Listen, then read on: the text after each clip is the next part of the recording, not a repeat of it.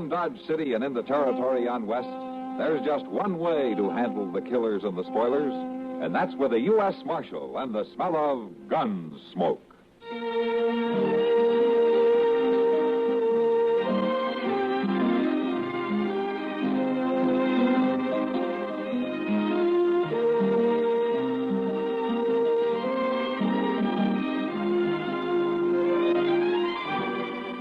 Gunsmoke, starring William Conrad. The story of the violence that moved west with young America. And the story of a man who moved with it. I'm that man. Matt Dillon, United States Marshal. The first man they look for and the last they want to meet. It's a chancy job, and it makes a man watchful. And a little lonely.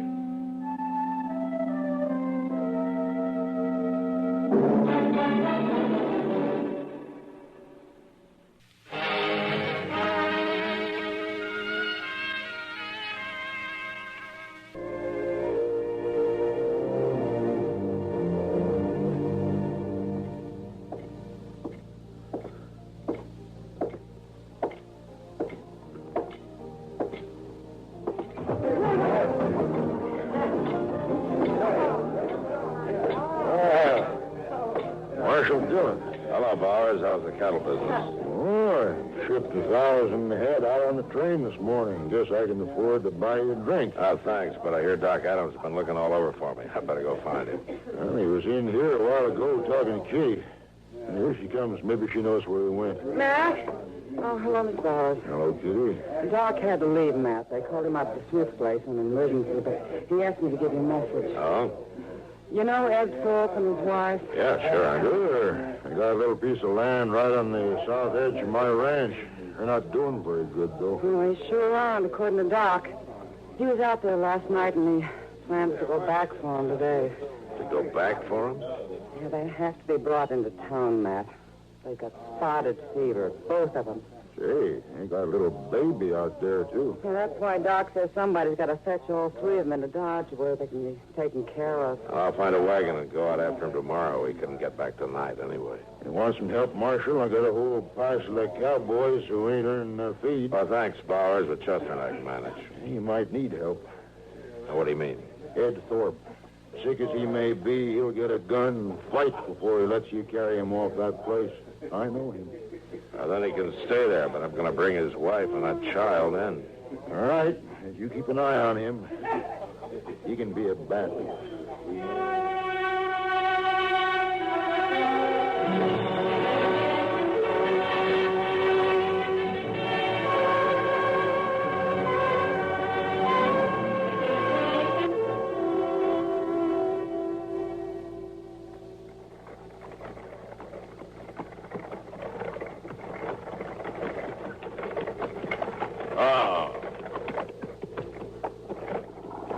Dillon, this ain't Ed Thorpe's place. Yeah, I know, Chester, but I want to meet these people. They must be new. Come on.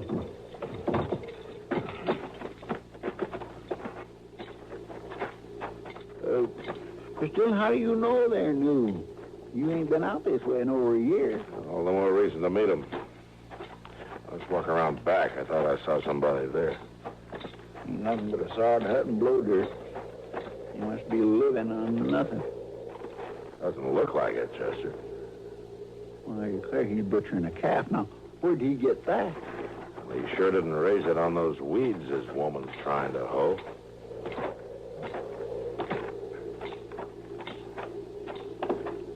Hello.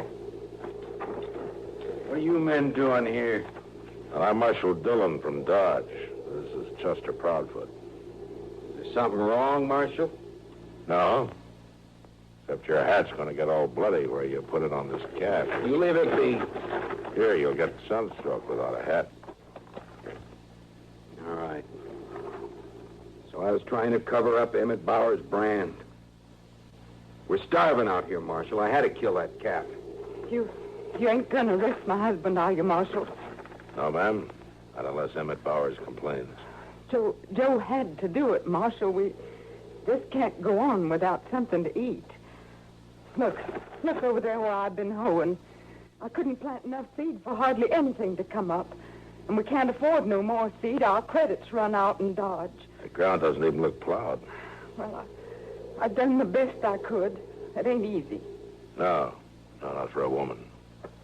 But we're on our way to Ed Thorpe's. I guess you know that they got spotted fever. I was there this morning. Ed Thorpe's dead. What? Died in the night, I guess. Well, you didn't tell me that, Joe. You mean you left Mrs. Thorpe alone with that baby? I ain't gonna chance catching no fever. But, Joe, the baby... My woman here's always worrying about babies. It's only 'cause she can't have none, I guess. She's like one of them there dry gourds. Don't, Joe. You're putting shame on me. Chester. Yes, sir. Come on, let's get out of here. Oh, Miss Nadler, Yes, Marshal. next time you're in Dodge, you come see me. I'll see that you get some seed.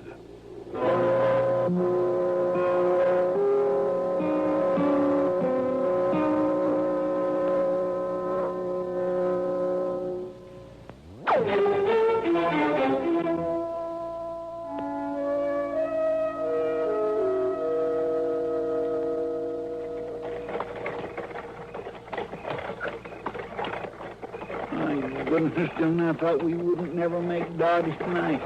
How's the baby, Chester? Well, it's asleep anyway. I guess I've been holding it right, huh? Yeah, just like a mother. Oh, now. Oh, there's Doc waiting for us. Oh. Now, you sit tight a minute, Chester. We'll help you with the baby, huh? Sure do hope it don't wake up. Where's Ed Thorpe and his wife there? Well, Ed died before we got there, Doc. Miss Thorpe's lying down and back there. We covered her up good. She's been asleep most of the way. Mrs. Thorpe? She's still asleep. Give me a hand up. Yeah, sure. There you Mrs. Thorpe? Oh, my. What's the matter, Doc? She's not asleep, man. What? She's dead. No. She died on the way in, I guess. Now we got a baby to take care of. You know, Doc, I think she knew she was going to die. And why? Just before we left her place, she told me that if anything happened to her, the baby was to be put in Ma Smalley's care. And that Ma Smalley was to have complete charge over him. What she says goes.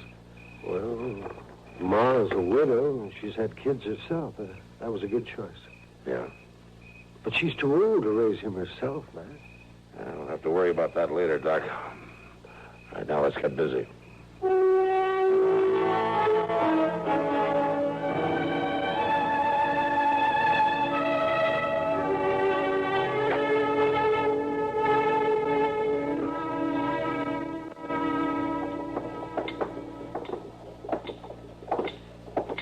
Yonder they are, Mr. Dillon. Stand right in front of the store. Why wouldn't they come to the office, Chester? Well, you know how Ma Smalley is. She don't think it's ladylike to go to any man's office. What she's doing with Miss Nadler, she didn't say. Well, you go on down and get the mail, Chester. I'll wait here for you. All right, sir. Hello, Ma. Hello, Marshal. How have you been, Miss Nadler? Pretty good, Marshal. Ain't everybody can send for the marshal and bring him on the run? Oh, now, Ma, you know your word's always been law with me. Oh, listen to him. Ain't he a terror, Mrs. Nadler? Well, that's true, Ma. Marshal, Mrs. Nadler wants to adopt the Thorpe baby. Well, Miss Thorpe left the baby in your charge, Ma. It's all up to you. I've had him over a week, Marshal, and I'm going to keep him a while longer so he'll be near Doc just in case. But Mrs. Nadler here seems like a mighty fine woman to me, and I'd let her take that baby, only I'm worried about one thing. I told her the truth, Marshal, and she thinks maybe Joe and I can't make a go of it out there. You remember what you said when you was leaving that day? Yes, I said to come to see me, and I'd help you get some seed to plant. Well, now that's all I need. I get a little corn up. I might even raise a few hogs. I'll work awful hard, Marshal. I promise I will. She gets started. She can have the baby, Marshal. I'll pay you back. I ain't begging. I'll pay you back every cent, Marshal. Miss Nadler, you come by my office before you leave town. I'm going to go into the store here and have a talk with Mr. Jonas right now. Oh, Marshal, I do thank you. Come on back to the you. house, Mrs. Nadler. You can look at him a little while longer.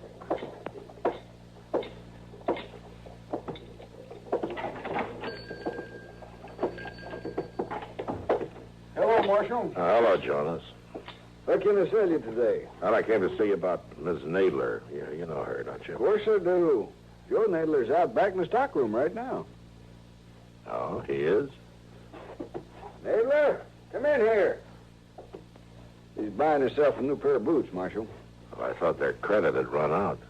Oh, Nadler's doing better now. He started bringing meat into Delmonico's and a couple other eating places. Paid up part of his bill already. Ain't you, Nadler? I don't know as I like you talking about my private affairs, Jonas. No harm. It's only Marshal Dillon. Hello, Nadler. Those are good-looking boots. Well, they ought to be. Them's the best I stock. Them are $20 boots. $20, huh? Now, that'd buy a whole wagon load of seed, Nadler. You telling me how to spend my money? Does your wife know you've been doing better lately? Family matters ain't no concern of the law. Oh, yours are. And if it weren't for your wife, I wouldn't bother just warning you, Nadler. But because of her, I'm telling you to take those boots off and buy some seed and whatever else you need to grow corn with. Now, look here, Marshal. Shut up. I'm giving you a chance, Nadler, and 3 days from now, I'm going to be riding out to see what you've done with it. It's up to you whether or not you'll be riding back with me.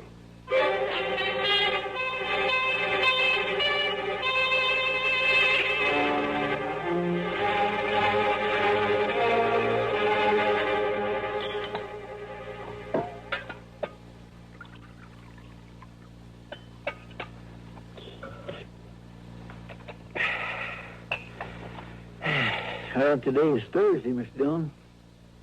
And we're going to ride out to the Nadlers? Well, we can wait another day, Chester. You know something? I don't think you want to go tall. Yeah, you're right. I don't. Marshal, Chester. Oh, Mr. Bowers. How about it? I was just up at Delmonico's, Marshal. Had myself a feed. Oh, good. How was it? It was fine. Till I went out back and got a talking with the cook. No? Marshal, I reckon any man's got a right to complain when he goes to a restaurant and finds himself eating his own beef. Yeah, well, I know about that, Bowers. You do. And why ain't you done nothing about it? Oh, because of Ms. Nadler, I guess. Look, Marshal, I'm a rich man. I don't mind a nester slaughtering one of my calves when he's starving, but nobody is going to start selling my beef. I'll kill him. He keeps that up. I'll handle it, Bowers. I admire that woman of his, Marshal, but letting him get by with rustling ain't going to help her. Oh, by the way, Ma Smalley brought some pies down to the kitchen while I was there. She's waiting outside here. She wants to talk to you. She'll be right out.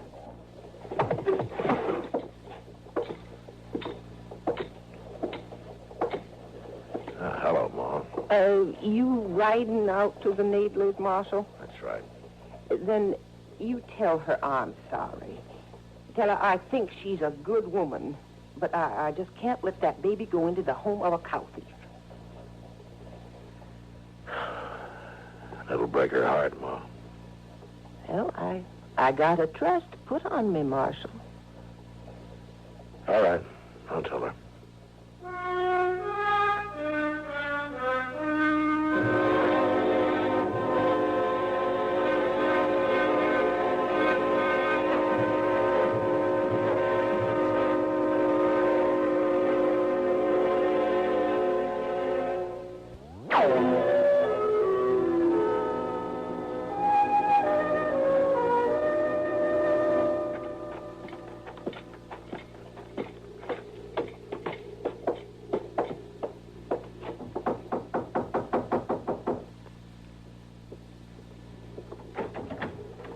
Hello, Miss Nadler.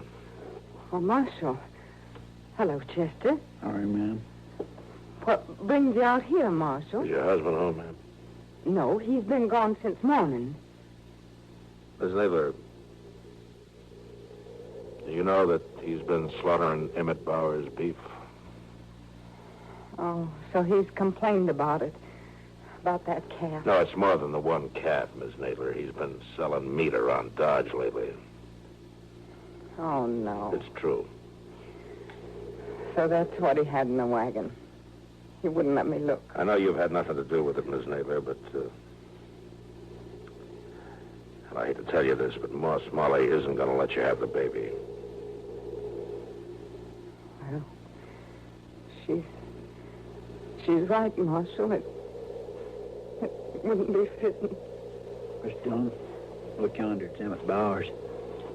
Yeah. I'll be back, Miss Nadler. I'll go talk to him. All right. Come on, Chester. Them other two must be riders of his. Yeah.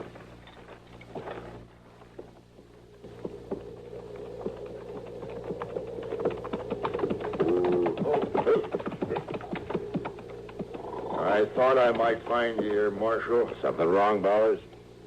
One of my men's been murdered, that's all. What? We found him out yonder, about 5 miles. He'd been left for dead. But he talked a little. Well, what happened? He's gone now, Marshal. So you'll have to take our word for what he told us. All right.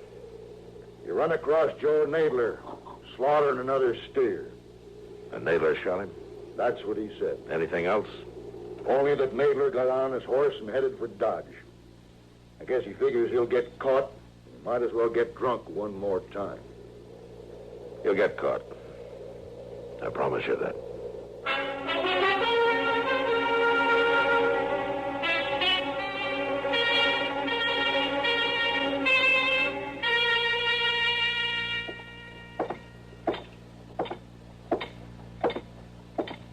Miss Dillon? Finally found him. He's in there getting drunk at the bar. Well, it's taken us long enough. Everybody in town must know I'm after him by now. Well, he ain't been trying to hide. We just been looking in all the wrong places.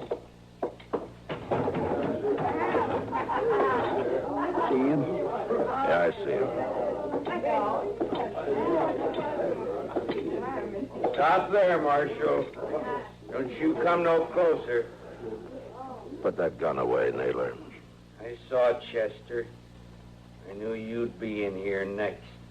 Why, Nadler? Why would I be after you? You don't fool me.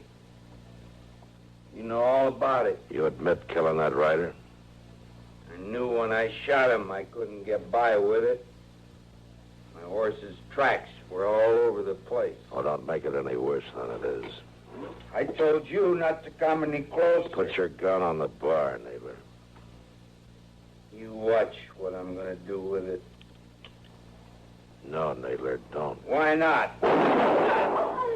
Hit you, didn't I? Now I'm going to kill you.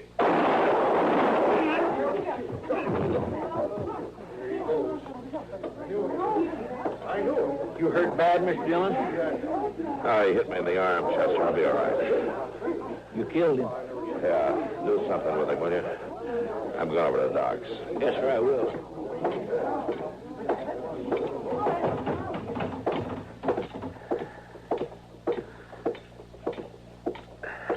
Master Dillon? What?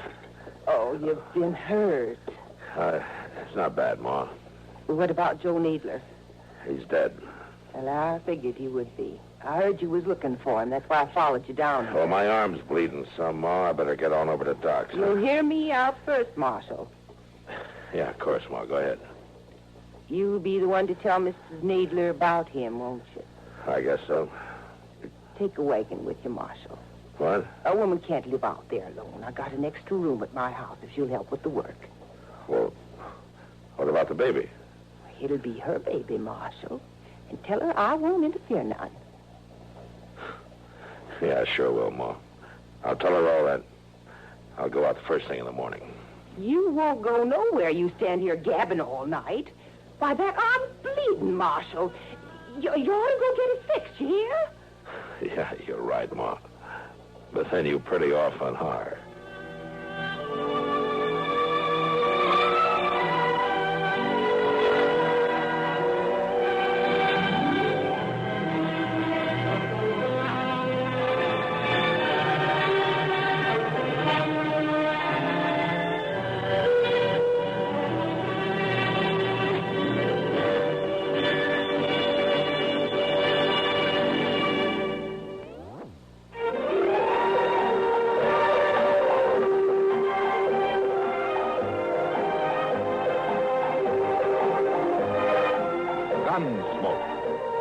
and directed in Hollywood by Norman Macdonald, stars William Conrad as Matt Dillon, U.S. Marshal. The story was specially written for Gunsmoke by John Meston. Featured in the cast were Virginia Christine, John Daner, Vic Perrin, Ann Morrison, and Harry Bartell. Harley Bear is Chester, Howard McNear is Doc, and Georgia Ellis is Kitty.